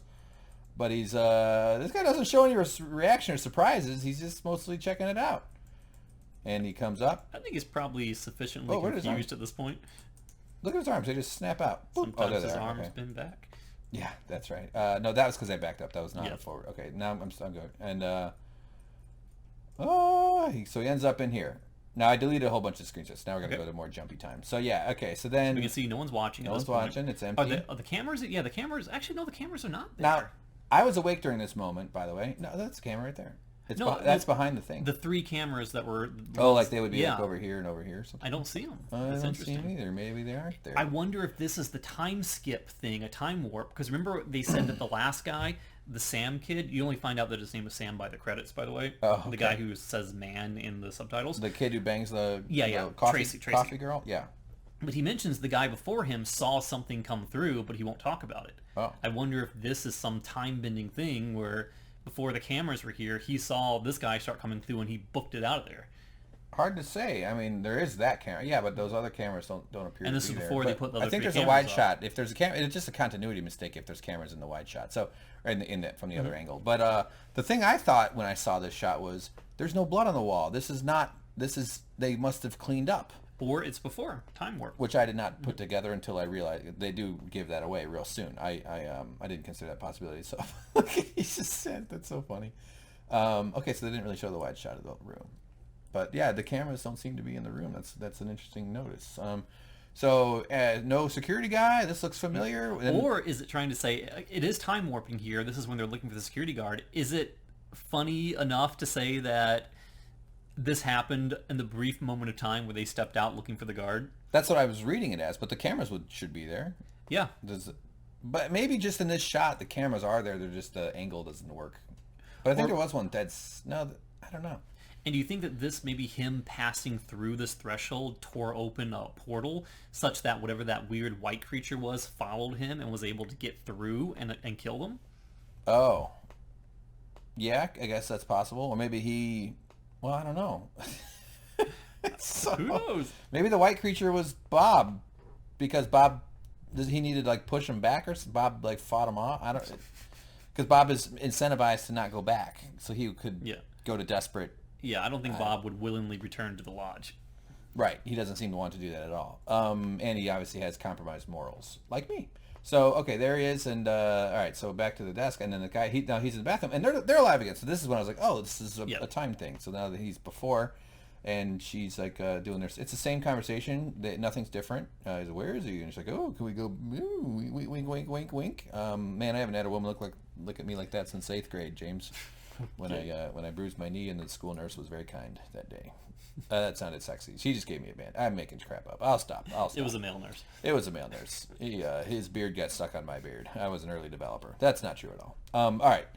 That were a bunch of words that don't need to be said. Speaking of random tangents that go nowhere. Okay. So, I don't know what to make of it all. You can fill me. Oh, okay. Cameras. See, maybe just the shot. The cameras are on. Maybe from the side. From within, you can't see them off to the side. They're outside of the frame. Yeah. But I thought there were 6. There's 1, 2, 3, 1, 2. Yes, there's 6 cameras total. So they don't have a camera centered except what's behind the couch. Yeah. All right. So maybe the cameras were there. Let's. I think that makes sense. And then it does this weird thing. It's almost like one of those old timey cameras. It has that that collapsible thing in the front. That accordion. Thing. Which kind of brings it. It makes me feel like this is a camera more than anything. Yeah. It does kind of have that sense. Yeah, it does in a way. It's like cameras looking at a camera. Which would fit with what they're going for. Not that I know what they're going for. Also, it's easy effects to do. You just do a whole bunch of layers on the timeline, and you just mask out different chunks of this thing, and just shrink it, scale it down just a little bit. I could do the special effects, is what I'm saying. But it was like chunking. It was going like chung, chung, chung, back and forth. Yeah. It was going back and forth, like in and out, but it kept getting a little deeper, and then it comes back to full. And then all of a sudden it just goes that way, and it disappears, and off and he's gone. Sonic Pop. I would drink that. How annoying would it be if your dad was in a band and call me Sonic Pop? Shut up, Dad. Shut up, Dad. Okay, so then he's pushed back out into space, right? And he's back in that weird nether realm. We don't know where he's falling or where he's going or where he's going to end up. Woo! Space. He's flying around. He doesn't seem to be in control though. Not at all. But he doesn't seem. He's a little scared, but he's not like going fuck. Oh God, no, this is horrible. Right. But yeah, in space, no one can hear you scream, James. That's one of the sayings. Okay, so back to not back to now. We have a house 708. This is one of the more interesting shots of the whole episode, I think. Okay. This is Sarah Palmer.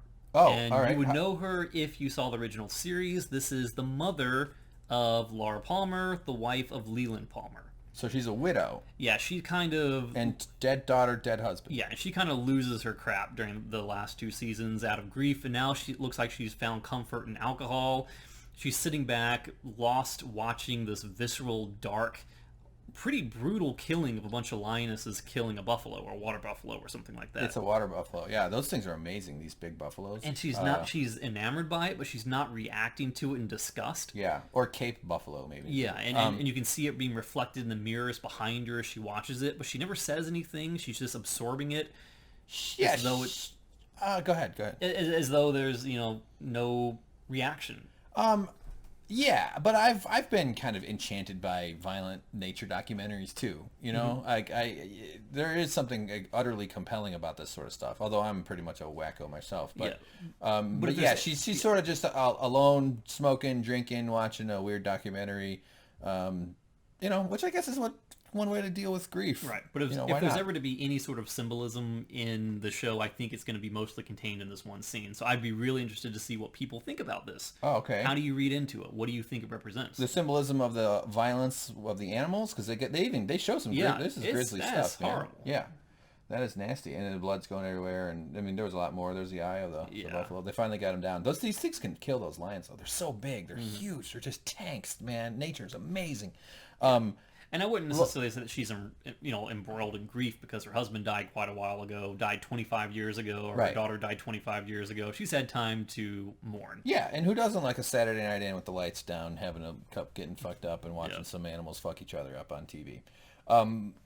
Maybe she's got a nice active life, and this is it. But what's the symbolism you're saying of her, or the symbolism of the violence between the animals? Yeah, either. I mean, I'm not quite sure how to interpret it. I mean, lionesses are the huntresses. The maternal, she is the mother. She's lost, and now she's been exposed to a lot of violence. I don't know. I'm not like a 10th grade English teacher. I'm not going to tell you what the metaphors and the hero's journey is, and the allegory behind it all. But, right? Yeah. Who knows? Maybe it's not. I mean, everything in this show could be interpreted as some sort of symbolism thing. For instance, and I love reading stuff like that. Yeah, I do too. That's interesting. It's like I'm not gonna crap on religion, but it's more like, what's the interpretation of it that gives you meaning? We can do that with anything. It doesn't have to be the one. That's why that doesn't have to be one specific set of interpretations or set of facts that are allowed to have more meaning than another. Like if you told me you had a religion based on Harry Potter, I'd be like, oh, congratulations, way to go. Just leave me the fuck out of it. Put down your broomstick there, you weirdo. So for this last scene, I'm going to kind of zone out a bit because this is the Bang Bang Bar. Speaking of metaphor, huh? Yeah, there was a whole series of this sort of like love triangle relationship between James and Bobby and all the girls in the show, and I hated that part of Twin Peaks. We get the singing lady, we get the band here. They really let this whole song play out. And then James returns. He's like the bad boy biker guy. So you know about James. You're familiar with James? Yeah, he's from the original series, and I can't quite place any of these women as to know whether or not they were from the original series. Well, I can tell you. This is Carrie, that's Miranda, that's Steph, do you know the other names? No, that's Mr. Big. I'm definitely going to need help with this. This guy's here. He's wishing he was with one of these hotties. I don't know their names or anything, but they're having a good, fun girls' night out. But apparently the girl to the right, closest to the camera, James is looking at her. She's looking at James, so he has a connection with her. So I'm assuming she's from the original 2 seasons, but I can't quite place her. So that's James in the leather jacket. There. Yeah, he comes in with another guy. Are they both British? I don't think so. Well, one of them had a British accent, didn't he? British people use the word bollocks. Well, I think that's the kid saying that. So he's British. And he's wearing green gloves, or one green glove. It doesn't have to be British to say that, but you could assume. You have to be British to say that. It's bollocks. It's a British word. It's their word for bullshit, I think. What does it even mean? Does it mean balls? I think it does. Yeah, but they use it as like bullshit. Like bollocks. They'll be like, well, bullshit. I like our word better. Bullshit's got... bull could beat up a dog. I thought they just said chim chimmery, chim chimmery, chim chim chim chiroo. They say, good day, governor. We'll put more shrimp on the barbie. Yes. Hello. Some banger and I love the Brits. Can't get enough. All right, so what kind of beer do you want? Well, whatever. He goes, 2 ice-cold colonials. First she talked about her daughter. That's funny. She's like, my daughter's with the wrong guy. Are you kidding me? Everybody loves Steven. This scene feels so much like it was written by a man who has no idea how women actually talk to each other. Yeah. These words are not the way women speak to each other. It's just so... It's so like almost like David Lynch came up with it. Yep. You don't know Becky. I can see it on her face. And it's the cheese again. This is like the over-cheesed part of the thing. There's something really wrong. And then this is it's her life. Okay. Then they notice him. Although I did like the song choice. I thought the song set a nice tone in this scene. I was actually awake for this part, by the way. I don't know what to make of the guy in the black. Is it leather or something? Yeah, it's the bad boy clothing. Yeah, I couldn't really stomach the guy in the original 2 seasons. So. Okay. Well, I just got the sense that I've looked longingly across a bar at a woman and thought to myself, man, it'd be but we could be like married and I would take care of her. There was only one thing in this entire scene. She would take care of me, and maybe we'd get sick and stuff, and we would help each other out, and then we'd have kids, and the kids would get sick, and maybe one of them would die, and then we would have to, it'd be a tough time, it'd be hard, but by the time we'd grow old and hold hands, and we'd hopefully die within a couple hours of each other. Okay. I've had that happen to me. Who hasn't? Yeah, everybody. I'm a sweetie. I'm a sweetheart. Did you notice Thor? Yeah, I did notice this guy, Thor. Yeah, that's more like Thor's mechanic. Yep. That's the guy who brings Thor's weed. All right, so then she notices there's James. I did like that it was James. Yeah. There's a Hank in here, too. I know, there's a Hank. The Hank is a bald... custodian. Bald custodian who's taking out the garbage up the weird crimes with a giant iPhone. And James is a bad boy British biker guy. Oh, he's not. I don't think he's British. Whatever. Let's just say British. It sounds cooler. Punk rocker. Fine. Have you ever heard of David Bowie? Come on. David Bowie used to be. He was in Fire Walk with Me. What? Really? Yeah. Wow. He was the guy who had been to the Black Lodge, I think. He will live on forever. And he disappears. Yeah. Oh, okay. Well, good to know. Weird stuff. Why do the good always die so weird? All right. So that's James. James, does that have a thing for you?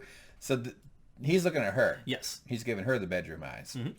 I prefer to give girls laundry room eyes, and that's not a sexist comment. It's because I like to have sex around humidity. I will make a note of that next time I do laundry. Stay away. It costs $0.25. All right, so there's something wrong with that guy, and they're talking about you, James. There's nothing wrong with you. There's nothing. James was in a motorcycle accident. Yeah. Where, have you ever been in one? Almost. Really? Well, I was afraid. Well, I'm afraid to ride a motorcycle too. Like I think it's crazy to ride a motorcycle. It's not even so much that the motorcycle is going to be the one that gets fucked up. It's that the other drivers, you're a tiny gnat compared to a whole bunch of water buffaloes on the road, and and guess what? The water buffaloes are all texting. Yep. It's nuts to ride a motorcycle. I don't have the spine for a motorcycle. Yeah, is that some sort of spine joke, or you just saying you literally? I don't have the guts for it. I'm spineless. I'm afraid. Oh, well, that's fine. I thought you meant you had a bone disorder or something. No. I was like, whoa, jeez. Well, because motorcycles are hard on your back. No, that's not one. Well, not a lowrider. Or what do you call those? A Harley or, the one with the big handlebars that come up like 18 feet above the front of the bike. Those look hard on your shoulders. But no, I knew a dude who rode a bike for years, and he said as he was getting older, he's like, I can't ride it as much as I used to. My back's fucked up. Can we get to the part where I'm cool? No, this is cool. Motorcycle accidents are cool. Okay. So yeah, he's just quiet now. He had the part of his brain that made him fun knocked off. It's smeared on the concrete somewhere on the 405. There we go. James is still cool. If I had $1 for every time I heard that, I say it all the time. I would have no dollars. You put a microphone in here while I'm sleep talking, and it's James is still cool. Fire sauce. Dad. No, I haven't seen Frozen. Why does everybody fucking talk about Frozen? It's not. It'd be weird if I have seen it. I'm a single man. All right, so he's always been cool. I get the sense this is the main person. They keep showing this woman more than the others, so she's obviously the one we're going to see more of, I think. Yeah. All right, but why is he wearing a green glove? I don't know. Who's he, the Green It's Lantern? very strange. Called Green Glove? I think we'll find out more about this as time goes on. And this woman is way too hot for this small town. Get out of here, lady. Go to New York or Boston or Chicago or something. Right? Hodor! Yeah, I know. I could not. So then there's this guy. What's his deal? In the thing, it said his name was Red, but I don't remember any character from the original series named Red, so maybe I'm just blocking him out. If someone could help me out with this guy, because he makes like a gun motion with his finger at one of the women there. Yeah. Which works every time. Yeah, so I do that. Always works. I need some help. Who is she? Who is him? Who is she? Who is him? Yeah. And I have a feeling I'm supposed to know, but she looks really familiar. I think that's a wedding ring, right? No, that's the one ring. She's going to Mount Doom. Yeah, she's on her way. She's just stopping here at the Pony Inn for. Yeah, her face looks very, very familiar to me, but I can't place it. I feel like we've seen her before. Oh, look, she has the ring on her finger. Women do this these days. This is a thing now. Where they put rings higher up. Not that I'm some purist, but I just feel like you're going to lose it. Yeah, I'm wondering if she how does it not slip off? Yeah, I think she might have been the waitress at the the diner. She also from looks the original. She looks like Tony in The Sopranos, the girlfriend Adriana. Never saw The Sopranos. What? What? How dare you? You never saw Twin Peaks? How dare you? How dare you? Tony Soprano is better. Could beat up Mr. Bobbleganger. Okay. Bobbleganger. That's a good new name. I think maybe she's a widow though. Could be. Is that a thing that widows do? They wear their husbands, unless he had a giant finger and she's wearing it on her ear. I don't know. I mean, I mean, she must have had at least 3 husbands then, because she's got 2 rings on one hand. Well, you ought to have rings on your hand there. No, but this does look like a wedding ring, is what I'm saying. Maybe she killed 3 Planeteers and she has all the power now. Yeah, that could be. Is that a Captain Planet? Captain Planet. Yes. Yep. All right, good.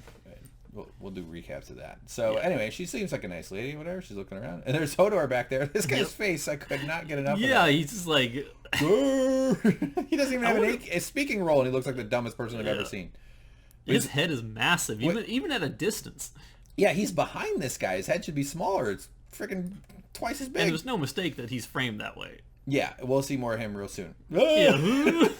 He's staring into his ear. Hodor! But it's because of the bathroom. He wants to get in there. He's got. He's leaning in. It's like he's whispering a secret to him. His eyeballs are going off in different directions. Yeah, I have no what's up. I mean, maybe David Lynch just saw this weird extra and was like, "You can go behind him there. Yeah. Sit now. Light his face from below." So yeah, this is all lyrics. So yeah, there's the guns. Women love this move. James, it works. I'm telling you, man. This is how I got my first 8 STDs. You know who loves that movie even more? Babes. The cops. Yeah, cops love that. Paint your hand like solid black and put like a little trigger below the finger. They go crazy for it. Brilliant. More great advice from James. Paint your hand solid black. Yeah, but no, look how skinny his thumb is. Come on, you know what they say about a man with skinny thumbs? Skinny big toes. All right, so there's this dude. What the fuck? I feel like a bird's about to pop out of his mouth and go cuckoo. Okay. All right, so she's lost in thought there a little bit. She's just doing her thing with her friends. Nice time. I don't know. This whole scene is weird. So this is just what? Another love triangle that has nothing to do with anything? Yeah, it's just kind of reintroducing characters. This is probably like an homage to the original show where you had the young girl sitting at the table in the diner having this little conversation, and now we have these mothers or older women kind of... Cougars. Yeah, kind of having the same kind of conversation. Return of James, who kind of filled the same role in the old series. I just hate that I can't place these characters. Oh, that's fine. Yeah, I think they'll come back. This woman actually looks a little familiar. I didn't pay super close attention to these kind of scenes in the original because I wasn't really into them. Yeah, you're not into I was in it for the mystery. Not into the casual love sort of not thing so much. Where people are, I was more like, oh God, let the scene in. Yeah, you're more like, when does the cantaloupe tree have a fight Yes! and turn into a statue with no arms? All right, so that's James, just some guy. I think I've seen him in some other stuff, the actor and Darren. Yeah, and this kind of plays out into the credits. Yeah, this plays out into the credits, and that's pretty much the end of the show. All right, wow, we made it to the end. This is another long one, as always. We always go super long. And so, you're digging it? You're feeling good here? Yeah, I am. I don't have much voice left, but yes. You've done a great job. I got to give you credit for today. You carried all the weight. You did a lot of research, and I fell asleep. So. But anything to say? I mean, we got a bunch of mysteries. What's Bob's up? What is Bobbleganger up to? Bobbleganger. I like that. Bobbleganger's good. Darth Cooper's fine too. Darth Cooper's good. What's the biggest question for the next episode? Biggest question for me is, what are the coordinates? Oh, okay. And what does that card mean? And what is it truly that Darth Cooper, what does he want? I bet the coordinates are the box. Well, how is In he New York. planning to stop being retracted into the Black Lodge? Yeah. That has to have something to do with the coordinates. Absolutely has to. Okay, let me ask you this question: are there any of the murders? Because I think we've seen 6 people get murdered so far in 2 episodes. Roughly that. Yeah. There were 4 in the first one, and then And Daria. Phyllis dies. Daria dies. Well, Jack got killed. Jack is dead. That's 3 in this episode. We know that Daria was killed by the guy. Obviously, that's not a mystery. But are there any murders that are not related? Like, are there separate murder mysteries going on here? Meaning, are they all connected to the same bad guy or group of evil influence? I don't think we have enough information to really say one way or the other yet. Okay. We don't know that. All right. That's fine. Okay, cool. All right. Well, I'm so confused, though. This whole thing, I mean, and you do a good job explaining it, so I hope our viewers feel the same way. And I hope people can explain the parts that I've inevitably screwed up. Because I'm certain there's a bunch of stuff I messed up. Yeah. I'm sure you fucked up pretty much 100% of everything you said. Pretty much. No. Come on. It's the kind of show that how could you possibly get it all right? It's insane. I mean, there are seriously, this is the kind of show people are super serious about. And, oh, I know. And I love the show too, but I wasn't like a fanatic about it. Right. I don't want to call people who love it that much a fanatic. That's the wrong choice of terms. But call them nut jobs. No, there are people who have put a lot of time and effort into like doing discussions of the theories, reading the books behind the lore, watching the series over and over and over, the Fire Walk with Me companion prequel. Right. They've invested a heck of a lot more time in this than I have, and I'm interested in it, but I just haven't really. Yeah. I'm not at that level. Well, and we shouldn't expect. We're not promising that standard, nor should we hold ourselves to that standard, because we both have lives and. But I'm hoping that people will correct the stuff that we get wrong, so I can learn from them and hopefully be a little bit closer to that level. Yeah. And I'm just taking a fun, lighthearted journey here. I'm just having a good time, enjoying it. Stuff. We're seeing a lot of violence, which is a kind of a departure from the original 2 series. Yeah. It's. Well, they have the budget now for it, I guess. All right, well, cool. That's it. We got to the end. I think we're good for today. Sorry we wasted everybody's last 2 hours of their life. Mm-hmm. But if you are watching still, don't forget to like. And if you haven't subscribed yet, please consider doing that. And maybe even think about our Patreon. We'll have links in the description. It's not even up. I'm already advertising it. You can pay me to shut up, too. Yes, I'll do it. yes. So if we reach a certain level, we will stop making videos. Yes. So I'm very cheap. 25 cents and I'll never talk again. Just James is a parking meter of silence. But 1 hour per 25 cents. Yeah, I'm a barking meter. You put a quarter in me, I won't shut up. But why did I say that? That was fucking stupid. But yeah, Patreon, if you have any interest in supporting us financially, it helps us. We got to buy a lot of crap to make this channel happen and whatever else. So James, you are a wonderful man. Thank you very much. Thanks for being so diligent and putting up with all my bullshit. Can you put me to bed and tuck me in? Okay. Pull it up tight. Pull the blanket up tight to my chin. And then pinch my cheek. And then in the morning I'll find that your head is detached and there's a woman's body below it. But there's actually cut again, and there's another man's body, and then below the knees is women's legs. Just a whole bunch of... and then there's a horse's tail. I don't know where it came from. Yeah, right. All right, so there you go. Bye, everybody. Bye, James. Goodbye. See ya.